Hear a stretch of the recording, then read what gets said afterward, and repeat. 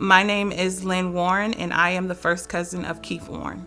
So his nickname is actually Kool K, and get that from him just being a cool kid, just having a down to earth spirit, just an all around happy person, and you get the K from his name. So Kool K, just a cool kid.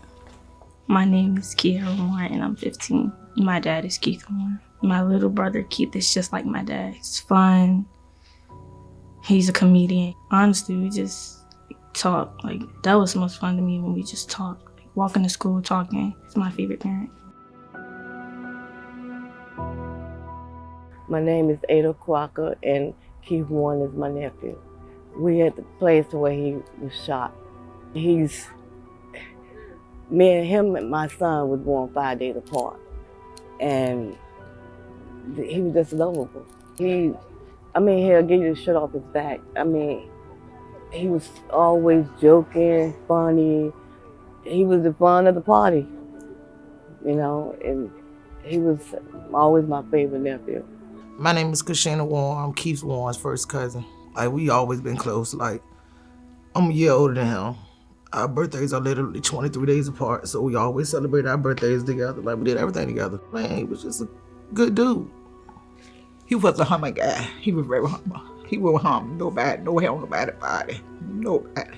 We grew up together, just happy. He just wanted to be around family, just enjoyed smiling. He had a very beautiful smile. Just a humble person, anyone could get along with. Our relationships were like siblings, we're that close. He seemed more active with kids a lot to me. He was a good dad. Best dad in the world. They would never have no bad memories about him because they could never have none. He loved all three of his kids. Every last one of them.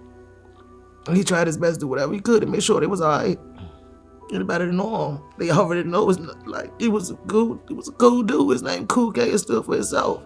Loved his family, loved his friends, loved his kids.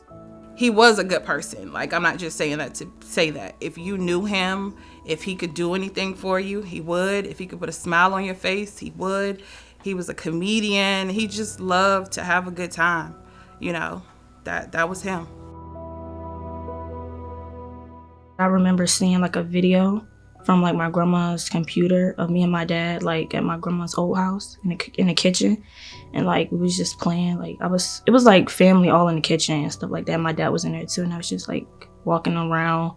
So I had to be like 1 year old, like talking, battling, stuff like that.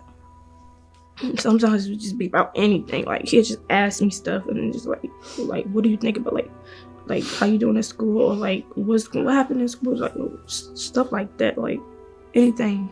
It's like anything. Oh my goodness, like he's a good dad. Like he loved his kids. He used to walk her to school every day up until he was murdered. So he was a good father. He always tried to be involved in his children's life. We are near the 80 block of Dell Drive where Keith was murdered. I was actually at my work Christmas party when I got the phone call later on that evening. And of course, once I got the call, I immediately just dropped everything I was doing and got to Centerra. Just the thought of, why? Who would do this? What could be your reason? And just hoping that he would pull through. I remember the exact day that my grandma found out. It was on a Sunday. I remember she had got a call, and I remember her. It wasn't a scream, but it was like a yell, and I was like confused. So I went upstairs, and she didn't say anything. She just ran downstairs, and like she was ready to go and stuff like that. She didn't say what happened. She didn't say nothing that happened. And then